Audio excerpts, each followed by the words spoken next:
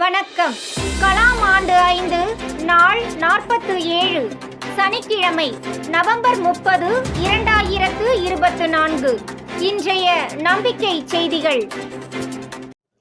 December 1 ஞாயிற்றுக்கிழமை 2 முக்கிய இணையவழி வாரக்கூடுதல். 1 மாலை 5 மணிக்கு லட்சிய ஆசிரியர்களுக்கான வாரக்கூடுதல். இரவு 8 மணிக்கு நல்லூர் வட்டத்தின் அனைத்து பொறுப்பாளர்கள் மற்றும் அனைத்து சமூக செயல்பாட்டாளருக்கான பொது வாரக்கூடுதல் நடைபெறும் என நல்லூர் வட்டத்தின் மாநில பொறுப்பாளர் முத்துகிருஷ்ணன் தெரிவித்தார். குழந்தை திருமணத்தை தடுத்து நிறுத்திய மாணிக்க மாணவி. காஞ்சிபுரம் மாவட்டத்தில் 9ஆம் வகுப்பு படிக்கும் மாணவி ஜெயப்பிரதா 8ஆம் வகுப்பில் தன் வகுப்பு தோழி ஒருவர் இவரிடம் தனக்கு விருப்பமில்லாமல் வீட்டில் திருமணம் செய்து வைக்க இருக்கிறார்கள் என்ற தகவலினை தெரிவித்துள்ளார். இதை கேட்ட ஜெயப்பிரதா அந்த தோழியின் வீட்டிற்கு தினசரி மாலையில் சென்று அவருடன் படிக்க ஆரம்பித்து வீட்டு சூழலையும் கவனித்து வந்தார். ஒரு நாள் அவரது தந்தை தனது தோழி திருமணம் பற்றி பேசிய போது உண்மை நிலை அறிந்தவுடன் தமது தோழிக்கும் கூட சொல்லாமல் 1098 சைல்டு ஹெல்ப்லைன் எண்ணிற்கு இந்த தகவலை சொல்லி அவர்கள் மூலம் அழுத்தம் கொடுத்துள்ளார். ஜெயப்பிரதாவின் இந்த செயலால் தோழியின் பெற்றோர் அந்த பேச்சை நிறுத்திவிட்டனர். இன்று அந்த தோழி இவருடனே 9ஆம் வகுப்பு படித்து கொண்டிருக்கிறார் என்பது குறிப்பிடத்தக்கது. இந்த அனுபவத்தினை நேற்று நடைபெற்ற மாணிக்க மாணவர்கள் துறை மாவட்ட பொறுப்பாளர்களுக்கான வார கூடுதலில் காஞ்சிபுரம் மாவட்ட பொறுப்பாளர் ஜெயப்பிரதா பகிர்ந்து கொண்டார் என்று மாணிக்க மாணவர் துறை மாநில பொறுப்பாளர் செல்வி கீர்த்திகா தெரிவித்தார்.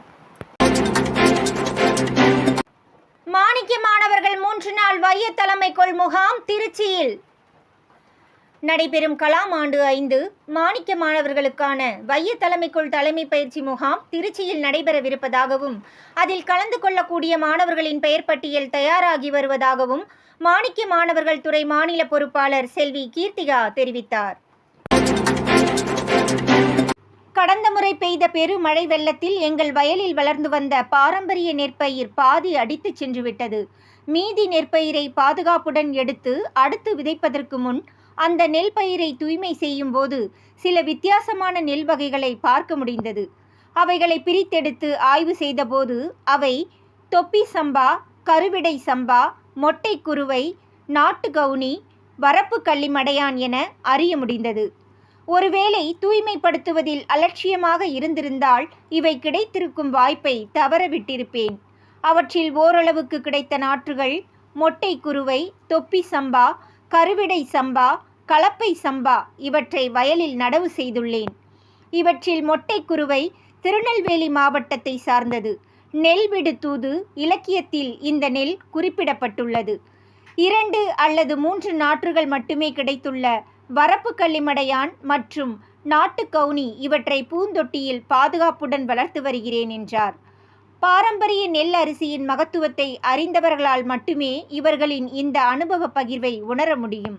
பாரம்பரிய உணவு வகைகளை நாம் மதித்திருந்தால் இன்று இத்தனை மருத்துவமனைகள், எண்ணற்ற மருத்துவ துணை பிரிவுகள், அதுதான் ஸ்கேன், எக்ஸ்ரே போன்றவை, தெருவுக்கு தெரு மருந்து கடைகள், சிகிச்சைக்கு லட்சக்கணக்கான ரூபாய் என்ற நிலைகளே இல்லாமல் இருந்திருக்கும். அத்தகைய பாரம்பரிய உணவு தானியங்களை பாதுகாத்து உயிர்ப்பித்து வாழ்ந்து வரும் திருமதி லட்சுமி தேவி அம்மையார் போன்ற இயற்கை பாரம்பரிய விவசாயிகளுக்கு இந்த நாடு தலைவணங்கி நன்றி செலுத்த வேண்டும் என்று கிராமக்கள பொறுப்பாளர் திரு ஸ்ரீதர் பச்சையப்பன் தெரிவிக்கிறார். கல்வியில் பின்தங்கியுள்ள கடைசி 10 மாணவர்களை எடுத்து அதற்கான காரணங்களை அவர்களின் வீடுகளுக்கே சென்று கண்டறியும் புதிய திட்டம் போடிநாயக்கனூரில் தொடக்கம். தேனி மாவட்ட நல்லூர் வட்ட பொறுப்பாளர்கள் அரசு பள்ளியில் கல்வியில் பின்தங்கி கடைசி மதிப்பெண் வாங்கி வரும் 10 மற்றும் 12ஆம் வகுப்பு மாணவர்களில் கடைசி 10 மாணவர்களை கண்டறிந்து அவர்களின் படிப்பு மற்றும் திறனை ஊக்குவிக்கும் ஒரு திட்டத்தை வடிவமைத்துள்ளார்கள். கல்வியில் முதல் 10 நிலையில் உள்ள மாணவர்களிடம் உரையாடி மாணிக்க மாணவர்கள் கண்டறியப்பட்டு வரும் நிலையில் போடிநாயக்கனூர் நல்லூர் வட்டத்தின் பொறுப்பாளர்கள் இப்படி வித்தியாசமாக கடைசி 10 மாணவர்கள் பற்றி சிந்தித்திருப்பது மிகவும் பாராட்டுக்குரியது.